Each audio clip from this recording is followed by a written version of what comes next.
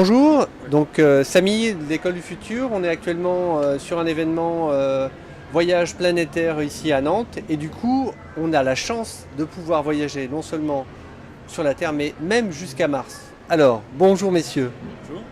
Bonjour. Donc effectivement ce qu'on a ici, c'est un système qui nous permet de se balader sur la surface de Mars reconstruite en 3D. On se balade en temps réel avec une manette de Xbox, manette de jeu. C'est un environnement qu'on a reconstruit à partir des images satellites et des photos prises par les rovers martiens sur place, dans le cadre de l'exploration. Les vrais rovers martiens en fait. C'est les vraies données qu'on utilise. C'est le but de notre projet, c'est d'avoir un système qui nous permet de manipuler les données du mieux possible, le plus facilement possible, pour faciliter l'interprétation géologique et géomorphologique des structures que l'on voit. Géomorphologique, ça veut dire la forme en fait du terrain, c'est bien ça. La forme du terrain, c'est-à-dire regarder comment les strates sont mises, par exemple. Si elles sont plates, ça veut dire quelque chose. Si elles sont inclinées, ça veut dire autre chose. Nous, le but, c'est de remonter à l'histoire géologique et au passé climatique de la planète à travers ces images de la surface. Donc c'est un peu lire comme un livre ouvert sur l'histoire de la formation du sol en fait de Mars. Et alors il a quelle particularité ce système? Il est classique ou autre? Ce système, en fait, il a été créé au laboratoire. On a utilisé les dernières technologies du jeu vidéo pour implémenter l'ensemble des données planétologiques récupérées par les différentes sondes qui sont en orbite autour de Mars et aussi à la surface. Et on a intégré tout ça dans un moteur de jeu vidéo qui nous a permis de nous déplacer librement, de manière extrêmement fluide et dynamique dans le monde virtuel. Donc de manière complètement réaliste et en plus c'est en 3D. C'est en 3D, en 3D absolument.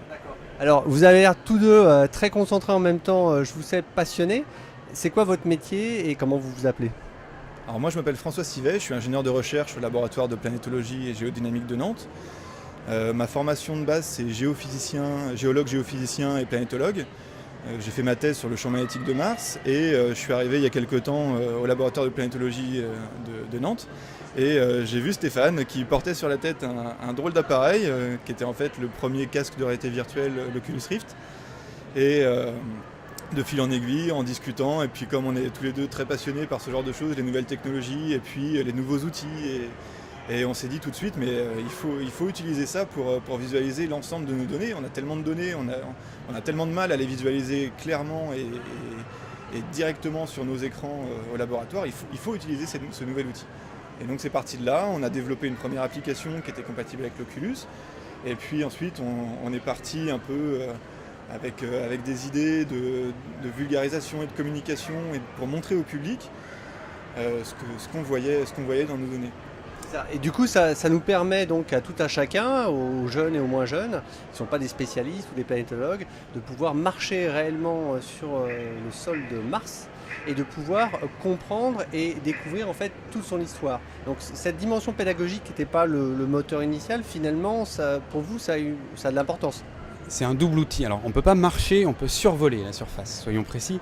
Nous c'est un double outil. C'est à la fois un outil qu'on utilise pour la science, c'est-à-dire c'est des développements méthodologiques on va dire, et où on utilise, comme le disait François, des technologies assez récentes comme la réalité virtuelle, qu'on applique à notre domaine, c'est-à-dire les géosciences, l'étude de la Terre et des planètes.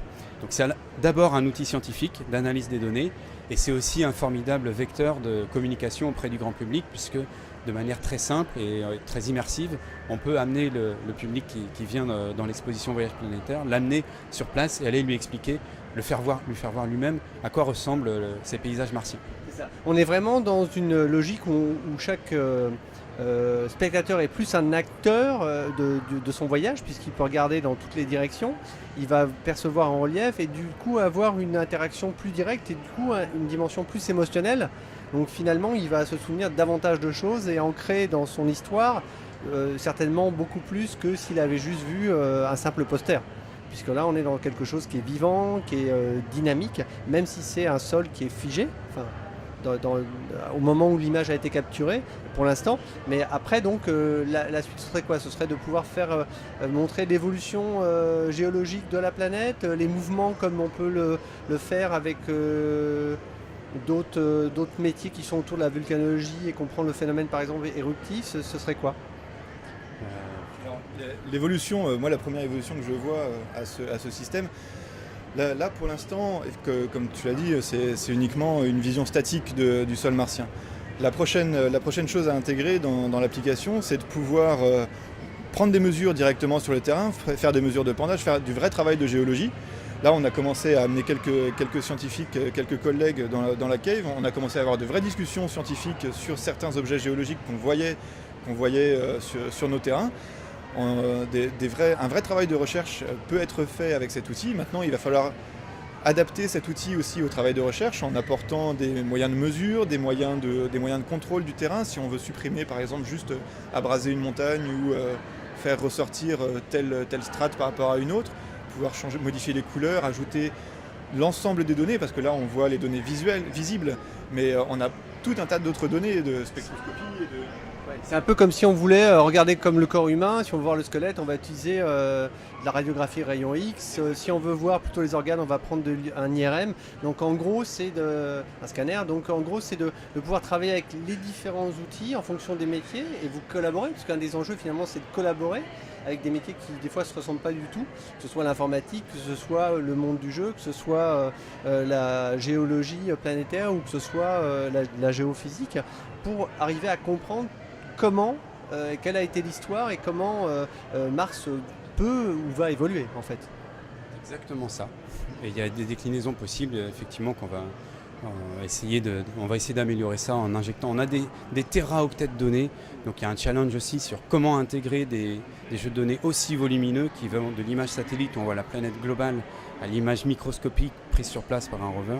Donc ça fait partie par exemple des choses qui sont discutées dans le cadre du colloque scientifique lui-même, qui a lieu en parallèle de cette exposition, où justement les chercheurs essayent de mettre en place des méthodes qui nous permettent d'intégrer, et des solutions évidemment, qui nous permettent de manipuler de si gros jeux de données. En tout cas, bravo et merci d'offrir ça à la fois dans vos travaux et à vos collègues et au plus grand public et en particulier aux jeunes de l'école du futur. Merci beaucoup. Merci à vous.